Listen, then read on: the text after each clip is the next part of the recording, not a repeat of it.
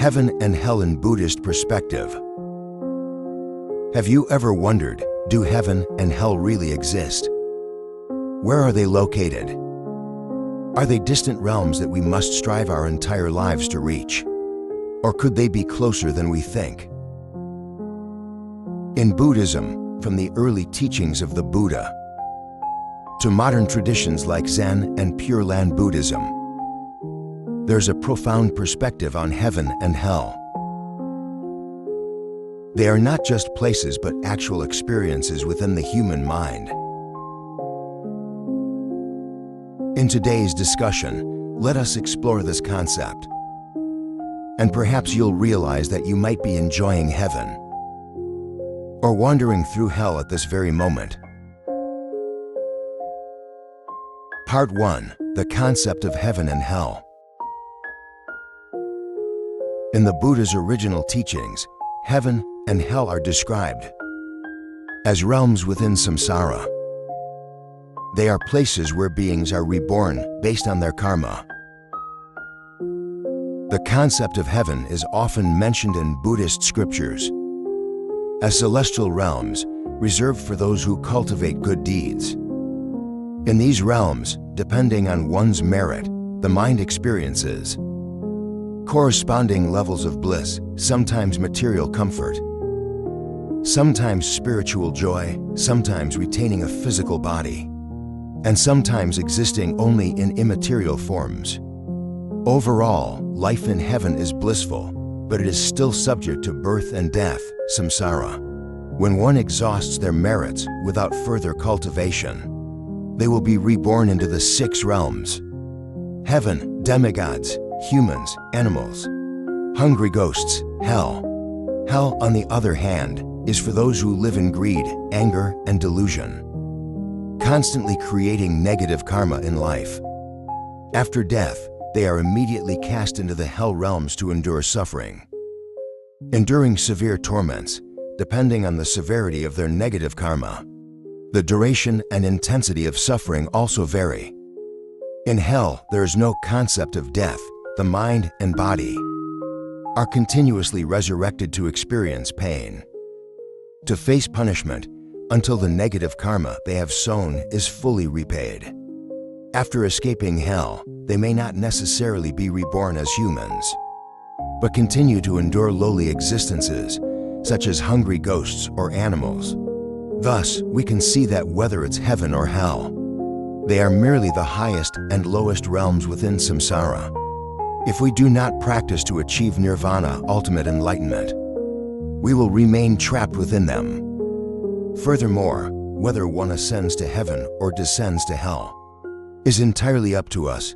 Our mind initiates it, our intention guides it. Our body acts, thereby creating positive or negative karma, and subsequently experiencing the corresponding realm.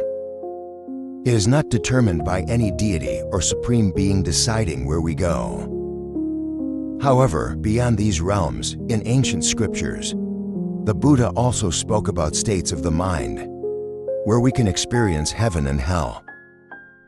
He taught that, through our moods and thoughts in daily life, heaven or hell will manifest accordingly. To better understand this concept, listen to the following story. One day, a general approached the Buddha and asked, "Master Gautama, where are heaven and hell?" The Buddha did not answer but instead asked, "Who are you? A warrior? You look no different from a weakling." Hearing this, the general became furious, his hand on his sword. The Buddha then said, "Look, hell has just opened." Immediately, the general realized the Buddha's teaching. He let go of his sword and bowed in apology. The Buddha continued, "And now, heaven has just opened." Through this story, we understand that heaven and hell are not fixed places, but mental states created by ourselves. Those who live in ignorance, controlled by the 3 poisons, greed, anger, and delusion, will always feel suffering, their minds trapped in a never-ending cycle of pain. This is no different from hell. Meanwhile, someone who keeps their mind pure, calmly facing all challenges, and difficulties, accepting all suffering as part of their karmic repayment, without resentment, while actively creating good deeds, transforming negative karma. From this, their mind remains at peace. Isn't that the essence of heaven? Part 2. Modern Buddhist Perspectives. The view of heaven and hell as mental states not only appears in early Buddhist teachings, but is also expanded upon in modern schools of thought, such as Zen and Pure Land Buddhism. In Zen Buddhism, it emphasizes that heaven and hell are not distant places, but exist in our very thoughts. When we meditate and achieve mindfulness, all suffering around us seems to disappear, leaving only a profound sense of peace. This is heaven. Conversely, if we let our minds dwell on worries, desires, and anger, we will feel constant pain. That is hell. In Pure Land Buddhism, heaven is described as the Western Pure Land, where Buddha Amitabha welcomes beings with pure minds. However, to reach this realm, the essential requirement is inner transformation. We must focus on chanting the Buddha's name in any circumstance, keeping a compassionate and pure mind to avoid bad karma. Although their interpretations vary, they all agree on one principle. Your mind is the key to unlocking both heaven and hell. Part 3. How to live in heaven. Buddhism does not teach us to seek heaven in a far-off place, but instead guides us to maintain peace of mind, even amidst challenges. Start with small steps. Cultivate compassion, spread kindness through empathy and love toward everyone, including all sentient beings. When you help others, refrain from killing or harm others or creatures, your mind will feel at ease, free from guilt. Heaven will begin to appear. Maintain a pure mind. Meditation and mindfulness will help you understand the nature of suffering. When challenges arise, you'll remain calm, unaffected by negative emotions. Act righteously. Remember the law of cause and effect.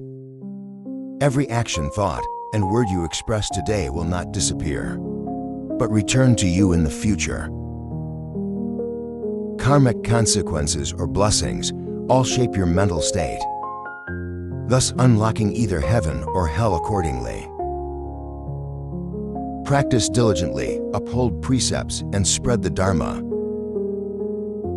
Encourage those around you to follow Buddhism, actively share the truths you've realized, contributing to a peaceful world filled with love, which is also a way to accumulate merit. From there, take steps closer to heaven or even to the realm of enlightenment. Conclusion. Take a moment to reflect on your life. When you feel peace, gratitude, and love, isn't that heaven manifesting itself? But when you are trapped in anger, jealousy, and sorrow, aren't you locking yourself in hell? Buddhism teaches that no one but yourself decides where you are. And the amazing thing is, you can change. Even when standing in the depths of hell, with just a spark of compassion or a single kind thought, you can take the first step toward heaven. Finally, when you can answer the question, where do heaven and hell truly reside? Remember, the power to decide is always in your hands. So, plant good seeds, master your mind, take control of your karma, and you will see that heaven is not far away, but is here and now in the present moment. May you live in peace and mindfulness, taking steps to master your destiny and move closer to the shores of enlightenment.